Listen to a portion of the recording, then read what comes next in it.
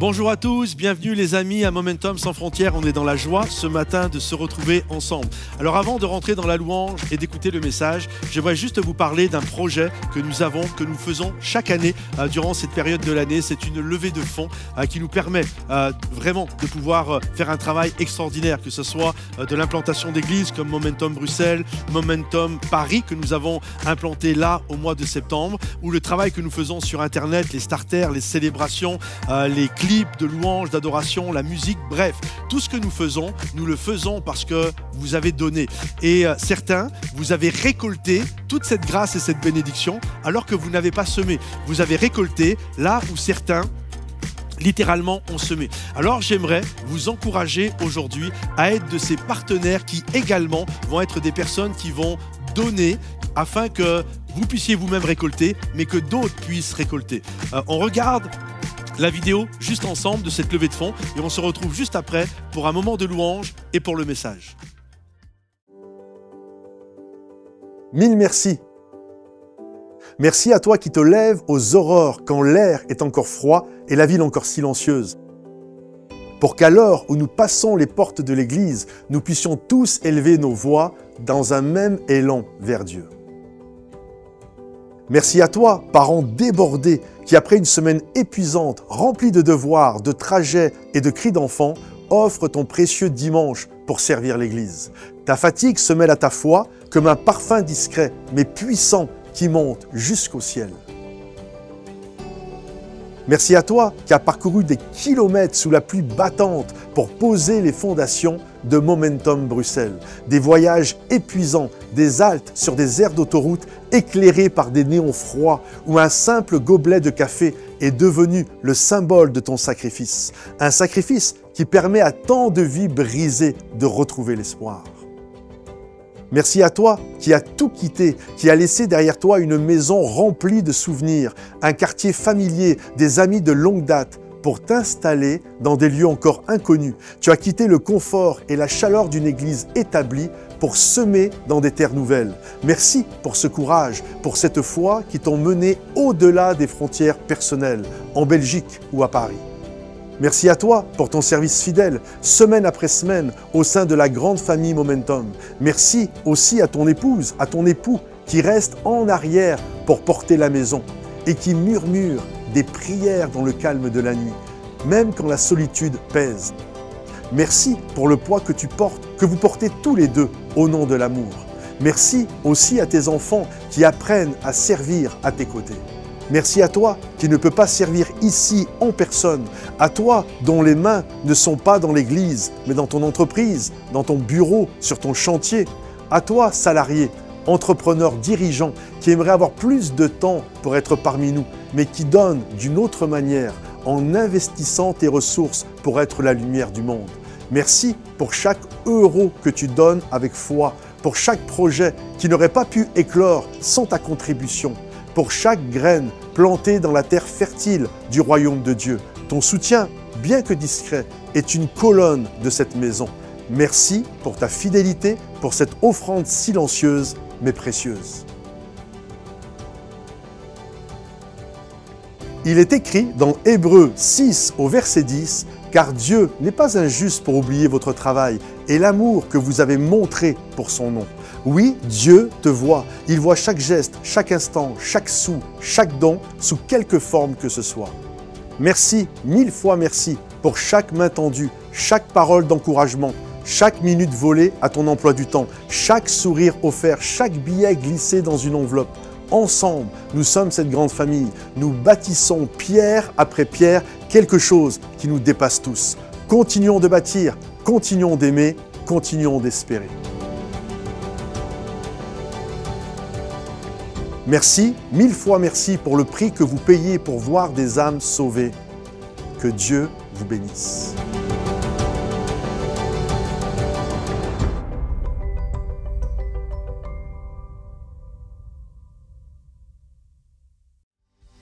Bonjour à tous, Église Momentum. Bonjour à tous ceux qui nous suivent en ligne. Les amis, ce matin, on va célébrer le Roi des Rois. Est-ce qu'on peut faire du bruit dans ce lieu? Comment? On tape des mains ensemble. Hey! Et perdu seul dans le noir, honteux et sans espoir, l'âme épuisée. Tout le monde, le cœur brisé. Oh, malgré tous mes efforts, jamais je ne m'en sors. Dérivant sans but, sans direction. Et j'allais errant de lieu en lieu. Tu as apparu devant mes yeux et tu m'as dit que je n'étais pas seul. Oh, oh, oh. Tu m'as saisi, m'as relevé, m'as affermi sur le rocher. Merci mon Seigneur, merci mon Sauveur. C'est toi qui m'as guéri, m'as adopté, m'as affranchi et transformé. Merci mon Seigneur, merci mon Sauveur. Gloire à Dieu. Tout le monde. Oh, oh, oh. Allons, chante ensemble, je ne peux nier l'évidence. Christ a gagné ma confiance, mes doutes envolés, emportés par le vent. Et adieu, regret et fardeau. Vous qui colliez à ma peau, je ne vous appartiens plus. Je repars à zéro. Église Momentum, on chante. Dès maintenant et à jamais. Je te louerai, tu m'as sauvé. J'étais perdu, mais tu m'as retrouvé. Tu m'as saisi, m'as relevé, m'as affermi sur le rocher. Merci mon Seigneur, merci mon Sauveur. C'est toi qui m'as guéri, m'as adopté, m'as affranchi et transformé. Merci mon Seigneur, merci mon Sauveur. Tout le monde, gloire à Dieu. Oh, oh, oh, oh, oh, oh. Safi, on y va ensemble. L'enfer est terrassé, je suis libre. Tout le monde, je suis libre, je suis libre. L'enfer est terrassé, je suis libre, je suis libre. Chante église, je suis libre. L'enfer est terrassé, je suis libre, je suis libre, je suis libre. L'enfer est terrassé, je suis libre, je suis libre. Jésus, je suis libre. Jésus a triomphé, je suis libre, je suis libre. est-ce que tu le crois ce matin que tu es libre? Jésus a triomphé, Je suis libre, je suis libre. Jésus, oh, Jésus a triomphé, je suis libre, tout le monde, je suis libre, je suis libre. Jésus a triomphé, Je suis libre, je suis libre. Tu m'as saisi, m'as relevé, m'as affermi sur le rocher. Merci mon Seigneur, merci mon Sauveur. C'est toi qui m'as guéri, m'as adopté, m'as affranchi et transformé. Merci mon Seigneur, merci mon Sauveur. Gloire à Dieu. Tout le monde. Oh, oh, oh, oh, oh. Hey. Est-ce qu'on pourrait acclamer le roi des rois dans ce lieu? Plus fort que ça, église. Comment? Alléluia, alléluia. Dieu nous a saisis, il nous a donné la vraie liberté. Ce matin, si tu as l'impression qu'il n'est pas là, j'aimerais te rappeler ce que la Bible dit. Il a dit lui-même, Dieu sera toujours avec nous, il ne nous délaissera jamais. Alors ce matin, Église, de tout ton cœur, viens à lui. Chante de tout ton cœur. Seigneur, je viens à toi ce matin. Alléluia. Oh. Je viens vers toi dans le secret. En ta présence, je veux rester.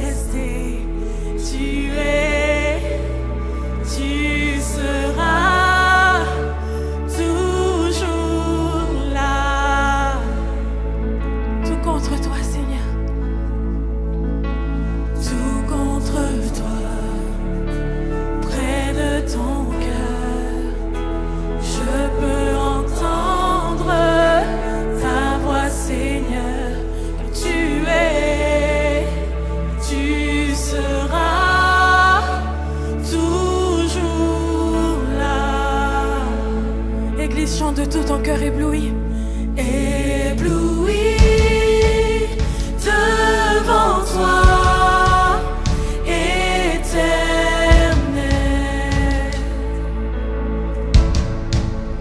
Ébahi par l'amour de ton ciel.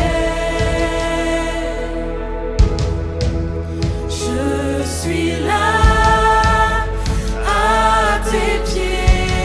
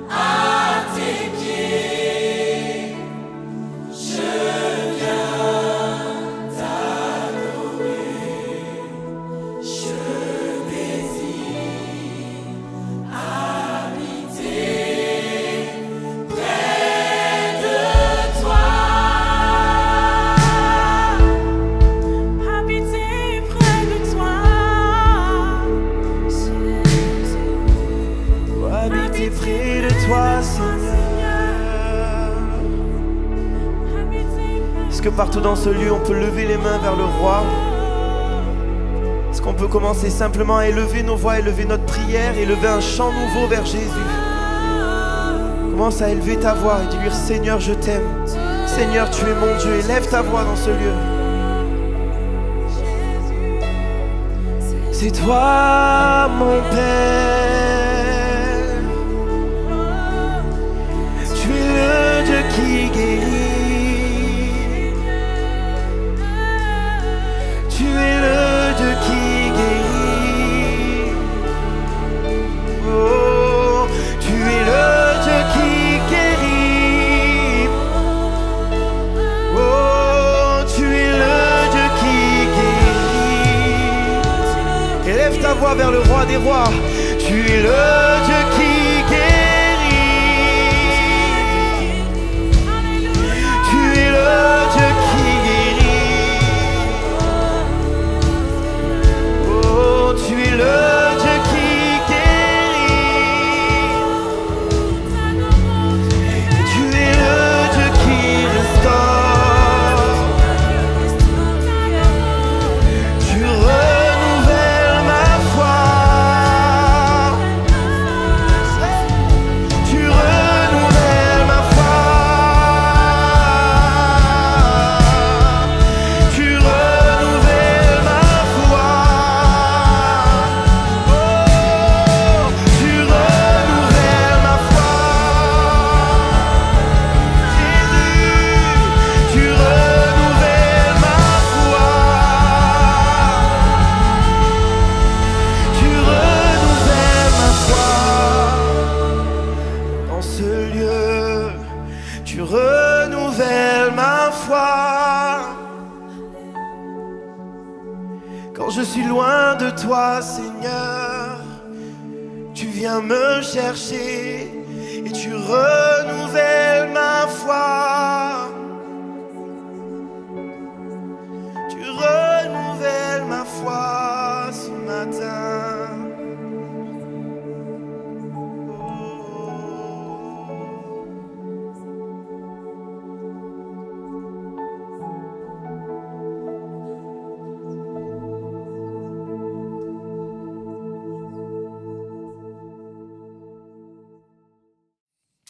Bonjour à tous, on est heureux de se retrouver aujourd'hui ici à Momentum pour vivre une célébration. Et je désire, à travers le message d'aujourd'hui, vous encourager à continuer d'avancer. On sait que parfois c'est compliqué, mais vraiment c'est mon cœur. À travers tout ce message, on va regarder tout un récit biblique qui nous enseigne comment avancer lorsque même l'enfer se déchaîne contre nous. Il y a quelques jours en arrière, j'ai regardé une émission sur YouTube qui s'intitule Légende. Et là, c'est un intervieweur qui est là et qui reçoit pas mal de personnes totalement différentes.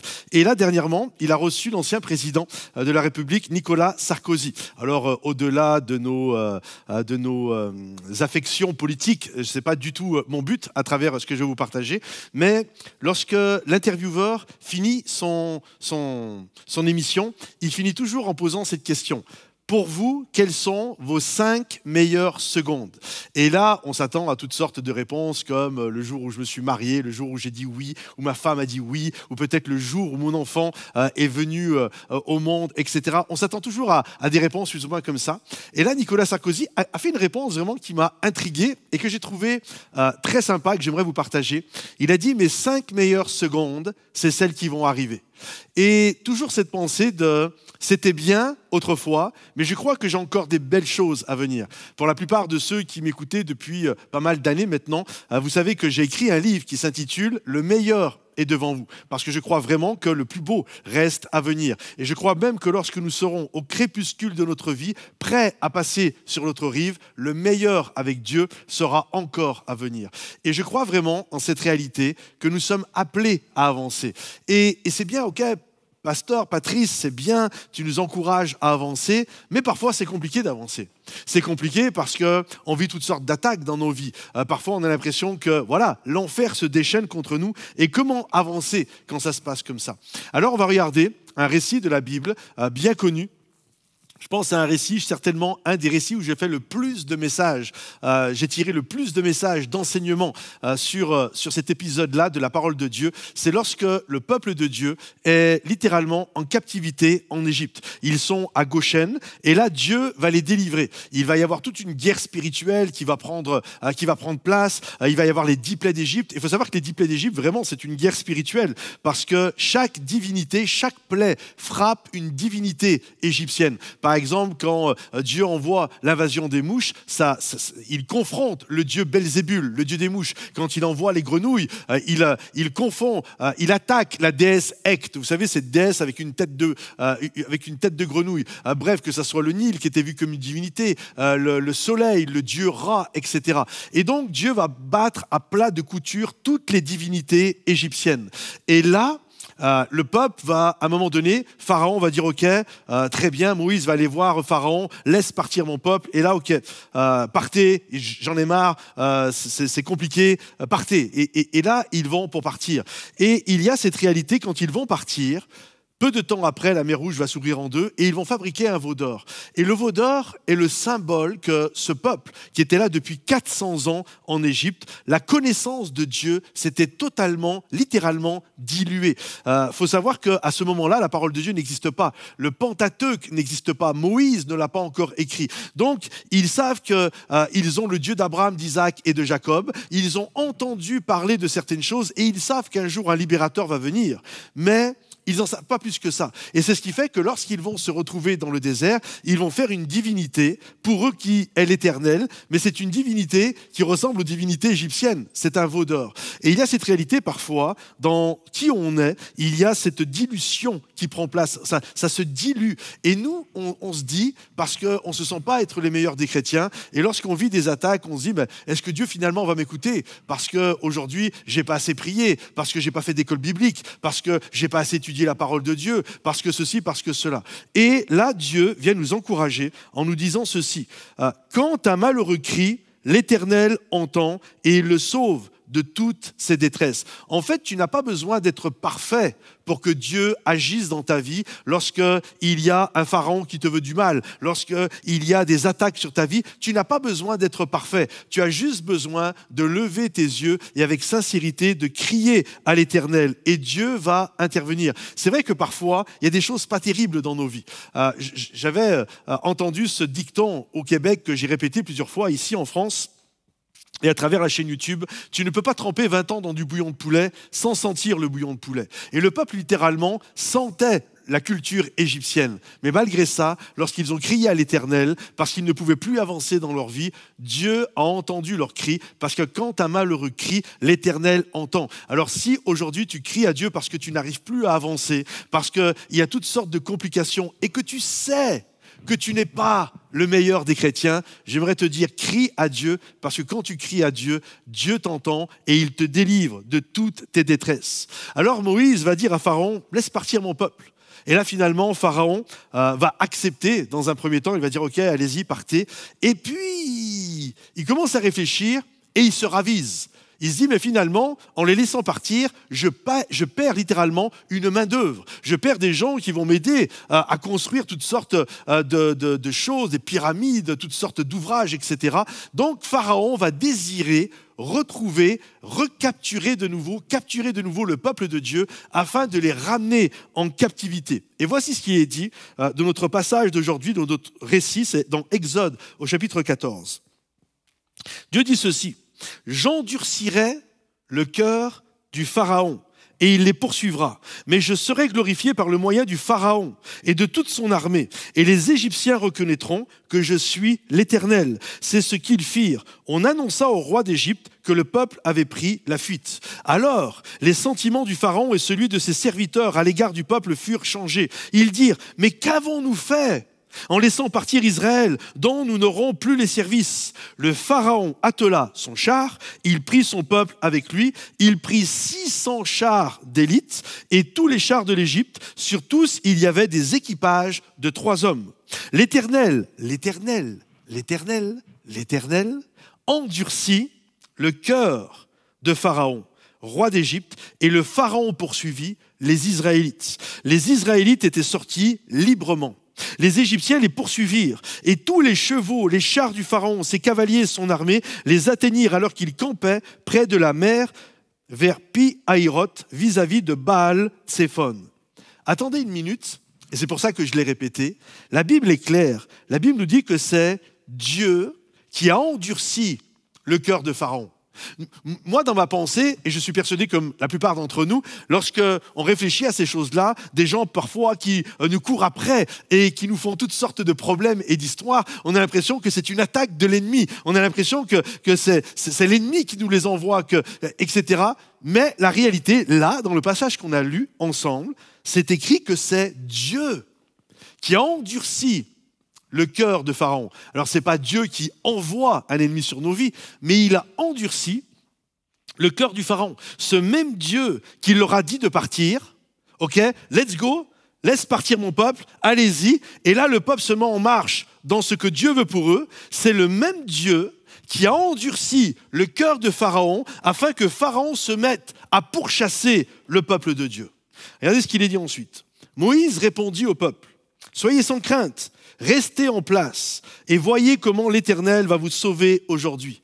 Qui que tu sois, qui m'écoute aujourd'hui devant ton écran, sois sans crainte, reste en place et vois comment Dieu va te délivrer. Car les Égyptiens, ton Pharaon, tes problèmes, tes ennemis que tu vois aujourd'hui, tu ne les verras plus jamais. L'Éternel combattra pour vous et vous gardez le silence. » Si tu as envie de taper Amen sur ton clavier, tu peux taper Amen. Hein. L'Éternel dit à Moïse, « Pourquoi cries-tu vers moi? Parle aux Israélites et qu'ils se mettent en marche. Toi, lève ton bâton, étends ta main sur la mer et fends-la en deux. Les Israélites entreront au milieu de la mer à pied sec. Quant à moi, c'est encore Dieu qui parle, je vais endurcir le cœur du Pharaon et des Égyptiens pour qu'ils y rentrent derrière eux. Je serai glorifié par le moyen du Pharaon et de toute son armée, de ses chars et de ses cavaliers.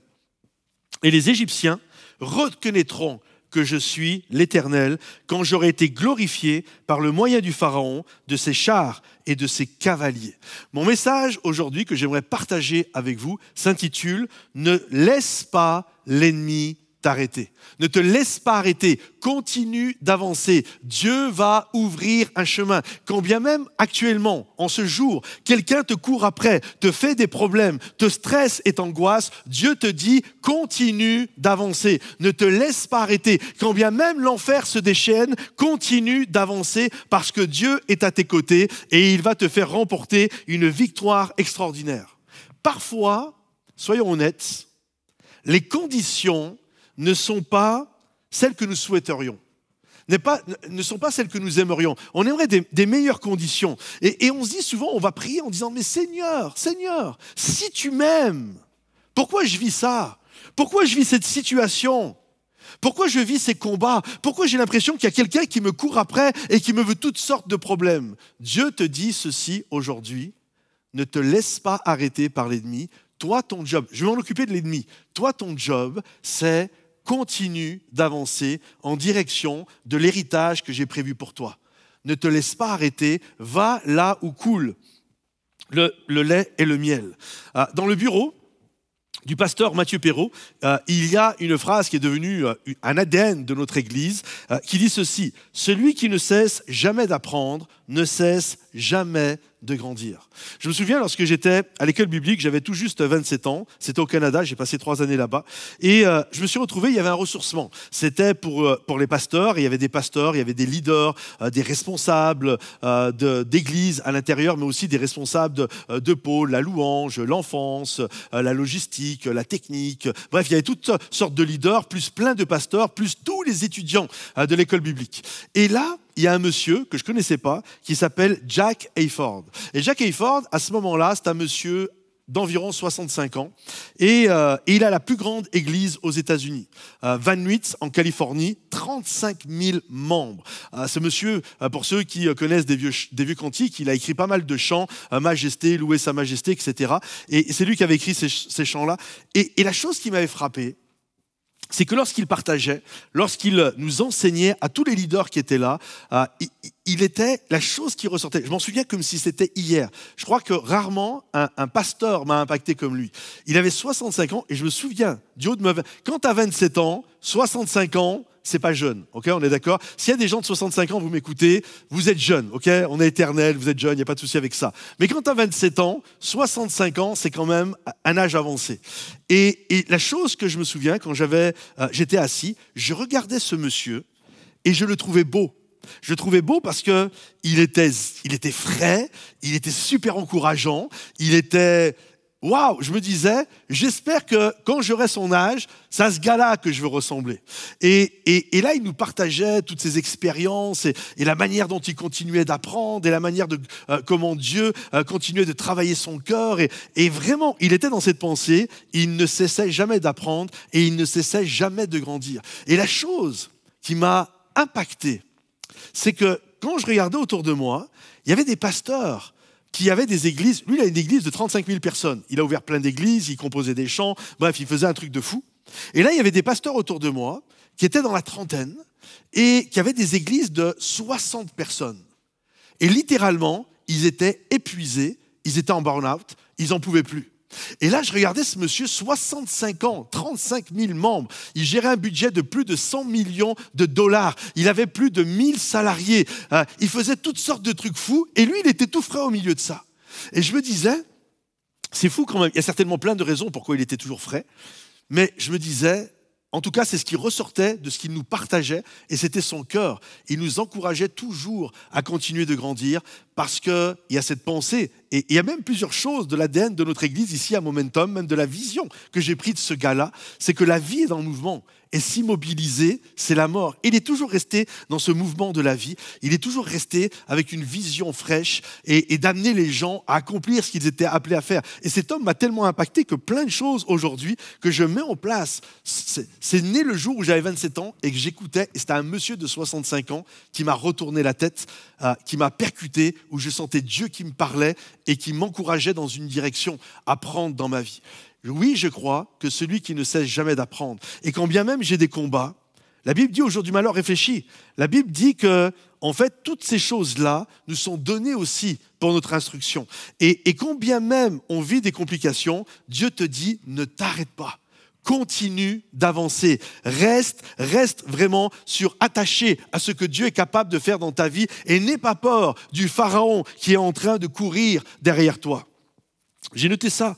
Pour continuer à grandir, vous devez continuer d'avancer. Il y a environ 120-130 ans de ça en arrière, le poisson qui était à la mode dans les restaurants, aujourd'hui c'est le saumon, mais il y a 130 ans en arrière, 150 ans en arrière, le poisson qu'on trouvait dans tous les grands restaurants, c'était le cabillaud. C'était vraiment le poisson à la mode. Et en Amérique, sur la côte Est, c'est là, dans l'océan Atlantique, c'est là que se pêche le cabillaud. Et dans l'océan Pacifique, dans la côte Ouest, il n'y en avait pas. Et là, à Los Angeles, les restos de Los Angeles voulaient du cabillaud. Alors, ils avaient trouvé une stratégie. Ils se sont dit, on va prendre dans les wagons, on va envoyer des trains à Los Angeles et on va mettre dans des wagons des gros bacs avec plein de glaçons à l'intérieur et on va mettre le cabillaud. Sauf que ça prend du temps quand même pour traverser les États-Unis, surtout à cette époque-là. Et il n'y a pas de TGV, il n'y a pas l'Airbus, etc.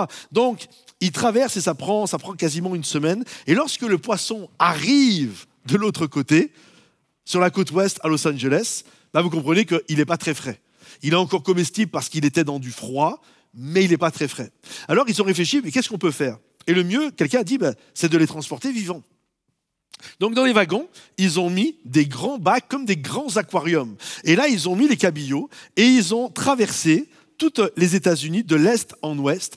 Et lorsque le poisson est arrivé, ils se sont aperçus que, ok, il est vivant, mais sa chair n'est pas aussi bonne que quand on vient de le pêcher et qu'on le cuisine.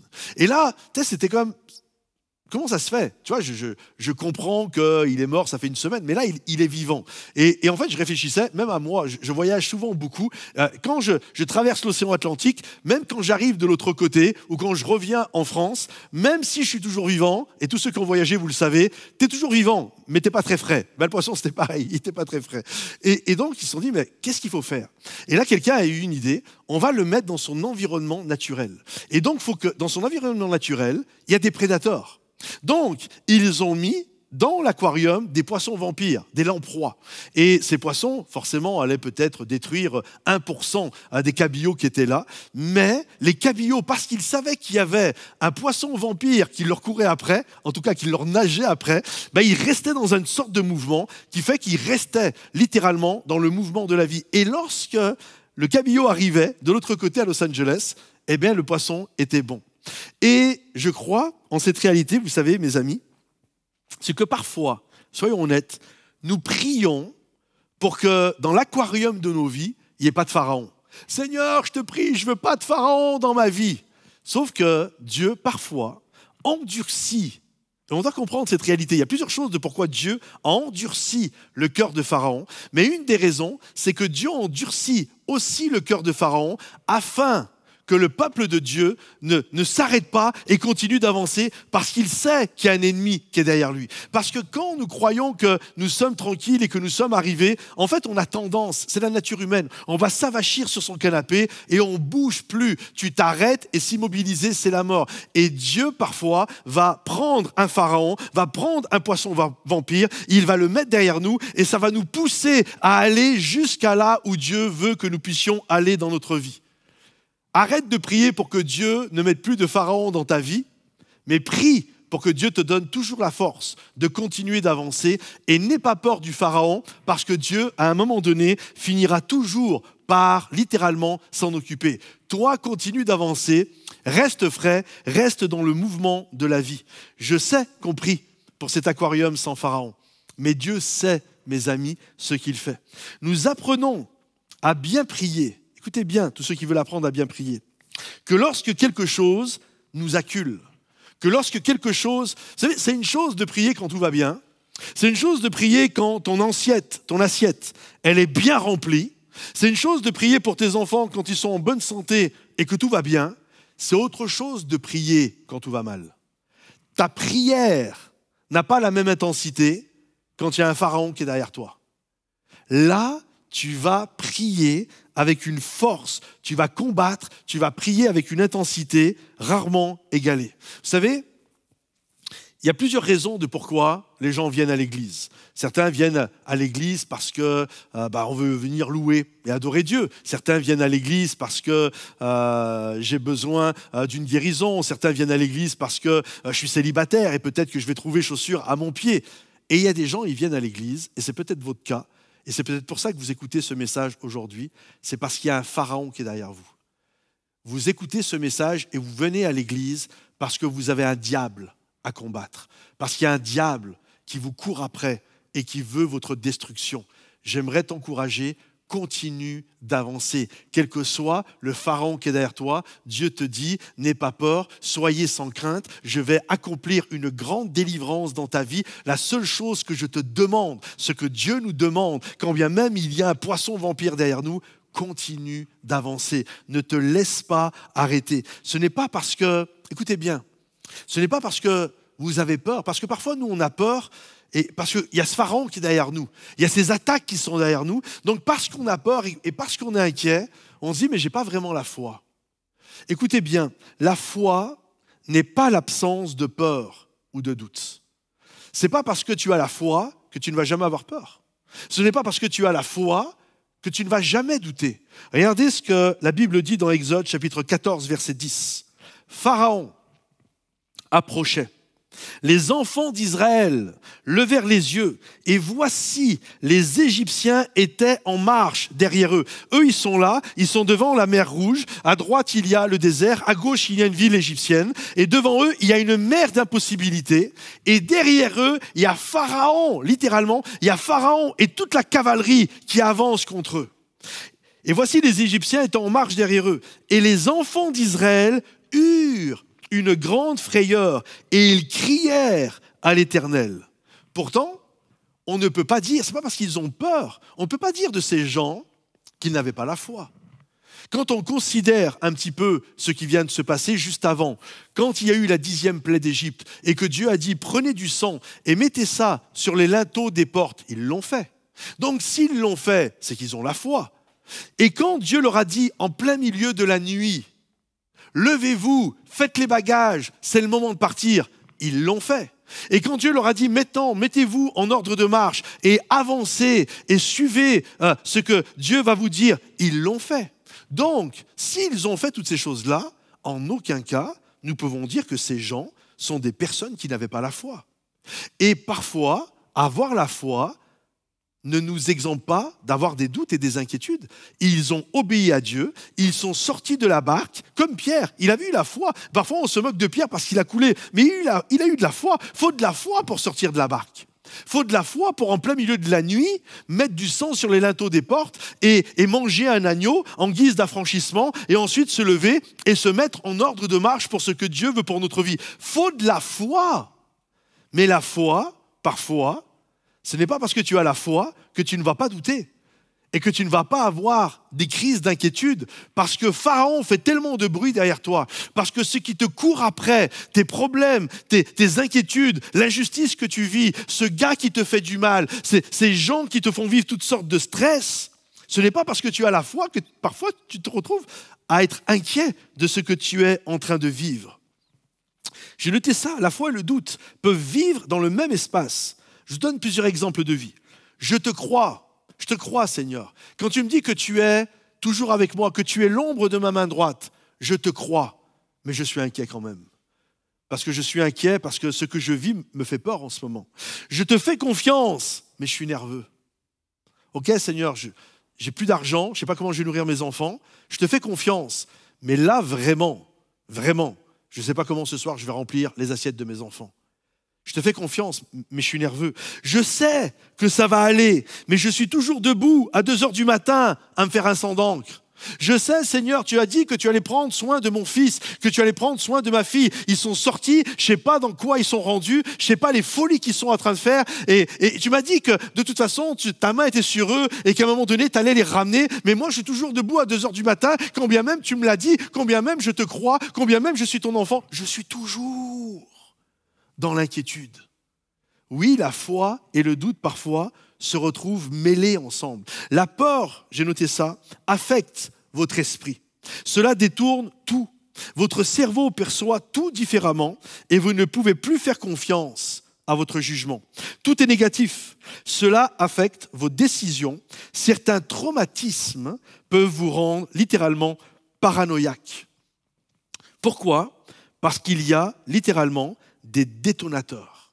Il y a des choses que nous avons vécues dans notre passé qui, pour nous, agissent comme des détonateurs. Et dès qu'on se retrouve dans une situation semblable à ce que j'ai vécu dans le passé, ça me rappelle, alors que je suis là, je vis dans le maintenant, je vis quelque chose, je sens une odeur. Il y en a, je suis sûr que ça vous parle. Vous sentez une odeur et ça vous ramène dans quelque chose qui vous stresse.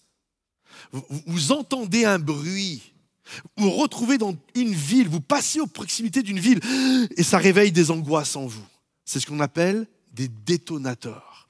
Et ce n'est pas ce qui se passe maintenant le problème. C'est ce qui se passe actuellement et qui déclenche quelque chose qui s'est déjà passé. Qu'est-ce qui s'était déjà passé dans le peuple, parmi le peuple hébreu?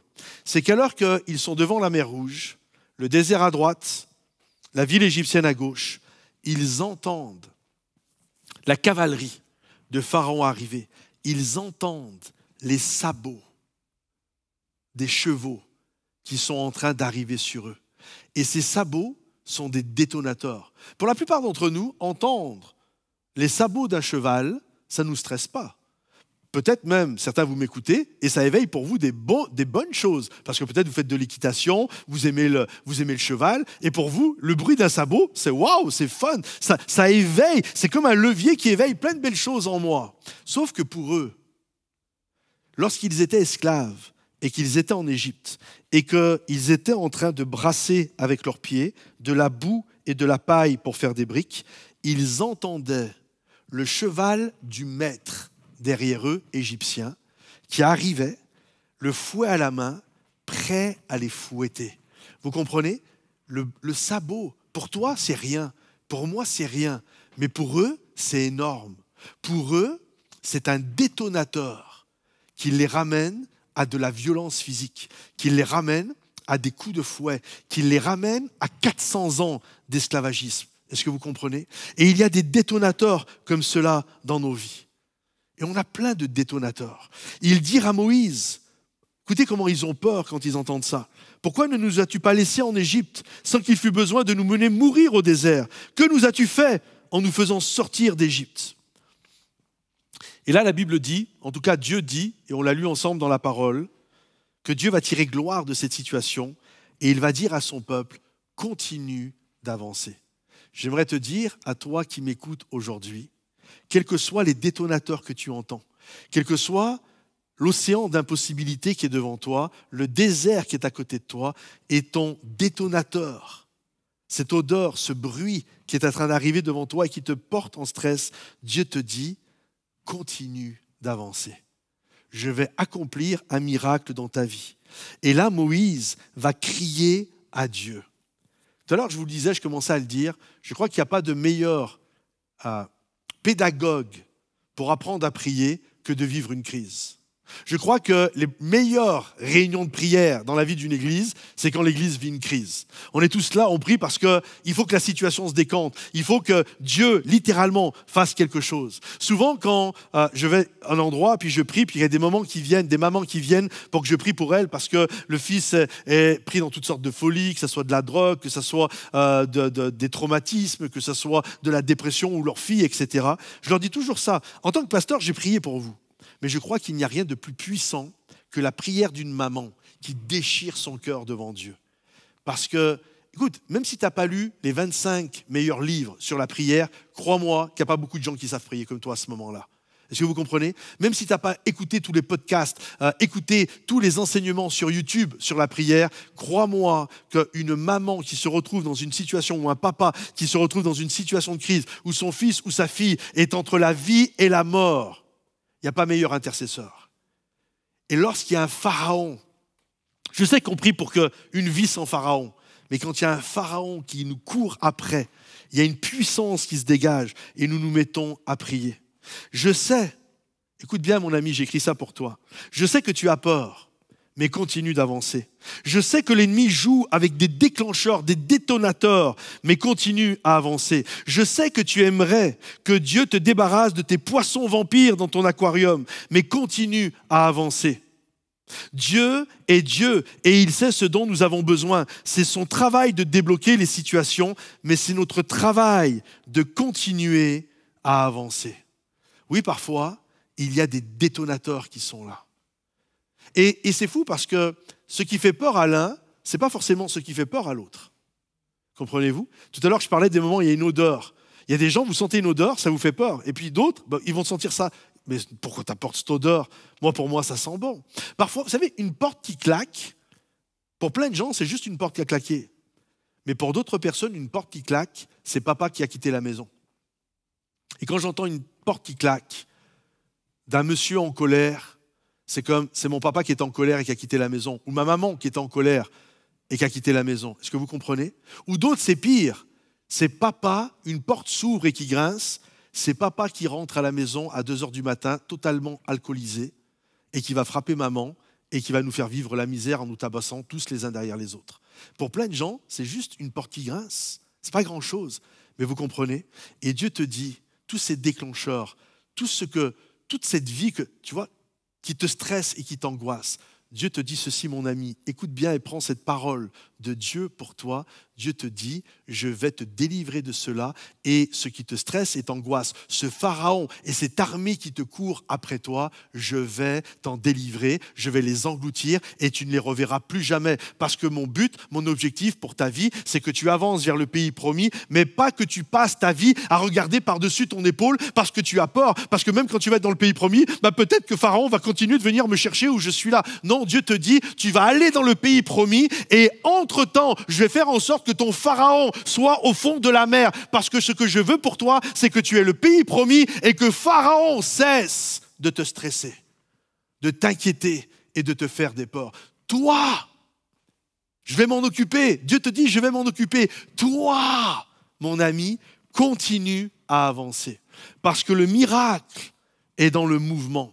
Dieu n'a pas donné, écoutez bien, un bâton à Moïse pour se reposer. Il lui a donné un bâton pour aller de l'avant. Imaginez Moïse, il est devant la mer Rouge comme ça. Nous, on connaît l'histoire, hein. On connaît tous l'histoire, on a lu, peut-être certains vous avez été à l'école du dimanche petit, d'autres vous avez vu Le Prince d'Égypte, d'autres vous avez vu Les 10 commandements, le film, etc. Donc on connaît un peu la fin de l'histoire. Imagine, tu ne connais pas la fin de l'histoire. Fais effacement, là, reset, tu as tout oublié. Et là, tu vois un monsieur de 80 ans, il est devant la mer Rouge avec un bâton. Toi, tu es à côté et tu te dis, le monsieur, il est rendu sénile, hein. Il va pas bien. Tu fais quoi avec ton bâton là? Ah, bouge pas. La mer va s'ouvrir. Le monsieur, il va pas bien. Mais en fait, ce que d'autres ne comprenaient pas, heureusement certains le comprenaient, Moïse le comprenait. Et ce que je t'encourage à comprendre aujourd'hui, la puissance de Dieu s'accomplit dans notre faiblesse. Et les armes que Dieu nous a données, même si elles semblent insignifiantes pour tout le monde, elles sont puissantes par la vertu de Dieu. Ce bâton représentait pour plein de gens juste le bâton d'un vieux. Mais Dieu avait mis son onction dedans. Les 5 pains et 2 poissons, pour plein de gens, même les apôtres, mais qu'est-ce que 5 pains et 2 poissons? Dieu avait mis son onction dedans, dans le pot d'huile, dans le pot de farine, dans le petit caillou que David a envoyé et qui a terrassé Goliath. Nous, souvent, on se dit pour que prendre la victoire sur mon Pharaon, ça va demander un budget et des ressources humaines de malades. Il va falloir littéralement, pour que je fasse face à Pharaon. Là, si franchement, on raisonne de manière humaine, okay, pas spirituelle, on se dit, qu'est-ce qu'il faut pour faire face à Pharaon et à sa cavalerie? Ben voilà ce que je commande à Dieu. Je commande à Dieu qu'il m'envoie une armée de 300 000 anges pour qu'ils soient beaucoup plus nombreux que les Égyptiens. Je demande littéralement un chef de guerre stratégique. Je demande un budget pour acheter des rafales, pour acheter des tanks, pour acheter un sous-marin qui va être dans la mer Rouge, qui va se lever et qui va envoyer des missiles sur le peuple égyptien. Nous, c'est ce qu'on va demander. Mais là, dans la réalité, Dieu va juste utiliser un petit bâton. Et le miracle dont tu as besoin, mon ami, est chez toi déjà. Peut-être il est dans ton tiroir.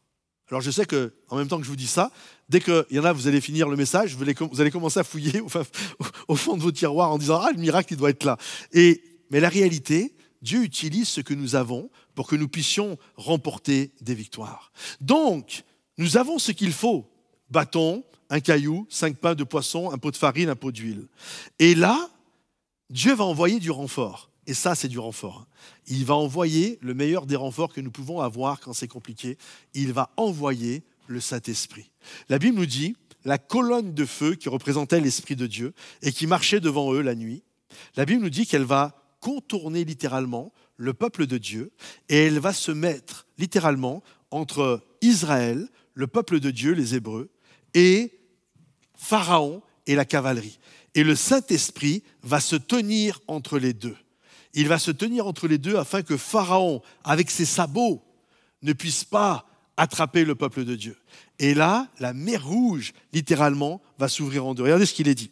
L'ange de Dieu, qui allait devant le camp d'Israël, partit et alla derrière eux, et la colonne de nuée qui les précédait partit et se tint derrière eux. Exode 14, verset 19.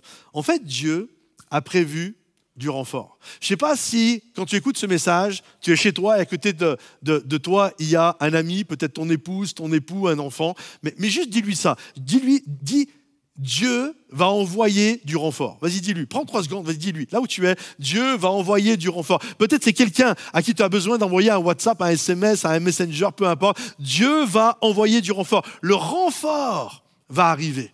Parce que Dieu ne délaisse jamais ses enfants. Quand un malheureux crie, il est l'Éternel qui entend et qui le délivre de sa détresse. Alors, il va envoyer du renfort, le Saint-Esprit va se tenir. Et là, il va y avoir un des plus beaux miracles de la parole de Dieu. La mer Rouge va s'ouvrir en deux. Et le peuple de Dieu va passer à sec avec Moïse et avec tout le peuple. Et ils vont se retrouver littéralement de l'autre côté. Et je notais ça. Ils sont entrés esclaves, mais ils en sont sortis enfants de Dieu. Ils sont entrés fugitifs, mais désormais, ils sont une nation. Dieu demande à Moïse, et là c'est tellement fort, tellement puissant, écoutez bien, c'est tellement fort. Il y a plein de choses qui sont fortes dans ce texte, mais là c'est encore très fort aussi. En fait, Dieu va demander à Moïse de refermer la porte, que la mer Rouge se referme en deux. Et les raisons de pourquoi Dieu demande que la mer se referme sur les Égyptiens, c'est pour plusieurs raisons. La première raison, c'est ce que j'invoquais tout à l'heure, c'est que Dieu veut engloutir Pharaon et sa cavalerie. Une des raisons de pourquoi Dieu a endurci le cœur de Pharaon, c'est pour nous mettre en mouvement, mais pas que. C'est aussi pour amener Pharaon et sa cavalerie dans un endroit où ils vont être engloutis, afin que tu n'aies plus à regarder par-dessus ton épaule, parce que ce monsieur t'a stressé, parce que ce collègue t'a angoissé, parce que tu as vécu une injustice. Ce que Dieu veut, c'est que toutes ces choses-là soient englouties dans la mer et que toi, tu puisses continuer d'avancer pour que tous ces détonateurs, tu puisses en être totalement délivré.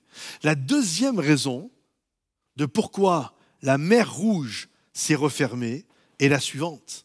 C'est que Dieu a fermé la porte à un éventuel retour. Parce que Dieu sait qui on est. Dieu sait qui on est. Et Dieu sait qu'on a tendance à toujours retourner à ce qu'on a vomi. Il y a des dames, vous m'écoutez en ce moment, et des hommes, ils vous ont frappé, ils vous ont humilié, et vous y retournez toujours. Ce que Dieu veut, c'est engloutir tout ça, enfermer tous ces détonateurs, et fermer la porte pour que tu n'y retournes pas. Est-ce que vous comprenez ? Il y a des situations, des gens pour qui vous avez fait des alliances, des amitiés qui ont été destructives. Ce n'est même pas des amitiés, tu pensais que c'était de l'amitié, mais l'autre, c'était juste un abuseur. Et ce que Dieu veut, c'est fermer la porte. Parce qu'il sait que tu vas y retourner, parce qu'il connaît tes faiblesses, etc. Donc Dieu ferme la porte. Il engloutit Pharaon et les sabots, et il te ferme la porte aussi à toi pour que tu ne retournes pas te mettre dans des situations de stress et d'angoisse. Il ferme la porte à un possible retour. J'ai noté ceci, le miracle est dans le mouvement. La provision dont tu as besoin est dans le mouvement. La grâce est dans le mouvement. La réponse est dans le mouvement. La nouvelle porte, celle que tu attends, celle pour laquelle tu pries, elle est dans le mouvement. Toi, tu es là et la porte, elle est là-bas. Et tu ne pourras jamais la franchir à moins de te mettre en mouvement. La terre promise est dans le mouvement. L'accomplissement de la prophétie est dans le mouvement. La réalisation de la promesse est dans le mouvement. Comprenez-vous ? Tout est dans le mouvement. C'est pourquoi Dieu te dit aujourd'hui, ne laisse pas l'ennemi t'arrêter. Je vais t'ouvrir un chemin. Toi, la seule chose que je te demande, continue d'avancer. Ne te laisse pas arrêter. Continue de marcher parce qu'il y a un héritage littéralement qui t'attend. Et Dieu est celui qui va veiller à l'exécution de son bon plan pour ta vie. Lorsque la mer s'est refermée, qui a englouti Pharaon et les cavaliers, la Bible nous dit que Moïse va composer un psaume. Vous pourrez le lire dans Exode, psaume magnifique.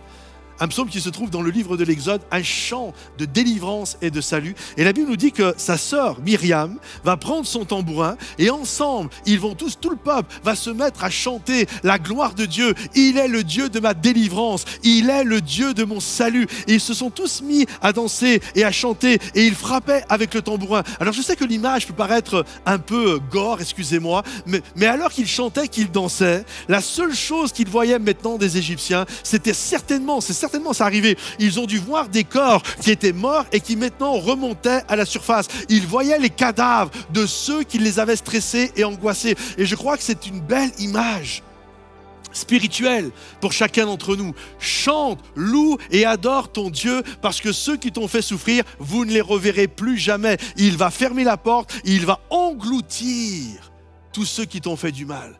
Et Dieu te dit maintenant, mon enfant, continue d'avancer. Parce que devant toi, il y a le prix promis, il y a l'héritage que Dieu a prévu et que ceux qui le croient, chez vous, dans votre maison, dans votre voiture, peut-être dans un bois avec des écouteurs, je ne sais pas où vous allez écouter ce message, mais Dieu a des projets de paix et non de malheur pour toi et il va t'aider à accomplir ce qu'il a prévu. La seule chose qu'il te demande, c'est continue d'avancer. Ne te laisse pas arrêter. J'aimerais prier pour toi, pour que Dieu t'aide dans la saison de la vie dans laquelle tu es. Seigneur mon Dieu, tu vois toutes les personnes qui écoutent, mais là je veux me dresser à chacun d'entre eux. Je m'adresse à toi, papa, à toi, maman, jeune homme, jeune fille, papy, mamie, peu importe, célibataire, couple. Je prie, Seigneur mon Dieu, que ceux qui actuellement sont découragés parce qu'il y a un pharaon dans leur aquarium, il y a un diable qui leur court après. Je prie, Seigneur mon Dieu, qu'ils puissent réaliser qu'ils ne sont pas orphelins et que tu marches à leur côté et que jamais tu ne délaisses qui se confie en toi. Alors je vais prendre la décision, moi, comme chacun qui écoute ce message, de continuer d'avancer et de croire que mon Dieu va engloutir Pharaon, va engloutir son armée dans la mer et que moi, Dieu va m'ouvrir la porte pour que je puisse aller de l'avant. Il va me frayer un chemin, il va m'ouvrir littéralement une voie pour que je puisse aller chercher mon héritage. Je prie pour que ceux qui m'écoutent, ceux qui ont été traumatisés, ceux qui ont peur de tous ces déclencheurs, je prie pour un moment divin, je prie pour un moment de délivrance. Dans le nom de Jésus, Père, je t'ai prié. Et si vous croyez que Dieu va agir, dites Amen. Que Dieu vous bénisse, mes amis, que Dieu vous encourage. Si ce message a béni, pensez à le liker, peut-être le partager également à des gens que vous connaissez et qui ont besoin d'écouter ce message. Soyez bénis, soyez renouvelés. Bye bye. J'espère que ce message vous a béni, vous a encouragé. Si c'est le cas, pensez à le liker, à mettre des petits coups de pouce comme ça, le partager. Peut-être qu'il y a des gens qui vivent vraiment toutes sortes de traumas et qui ont besoin d'être encouragés. Ce message peut être une pépite dans leur vie. Et pensez également à le commenter pour qu'il puisse être diffusé le maximum dans le fil d'actualité. Également, si vous désirez tout simplement nous soutenir de manière normale en dehors de la levée de fonds, sachez que vous pouvez aller directement sur monoffrande.fr et vous avez la possibilité de nous soutenir financièrement. En tout cas, merci pour votre générosité. Également, si vous avez besoin de la prière, dans les commentaires, vous avez un formulaire, un lien qui est un formulaire de prière. Vous avez juste à cliquer dessus et quelqu'un va vous rappeler pour prier pour chacun d'entre vous. Que Dieu vous bénisse, mes amis, et à très vite. Bye bye.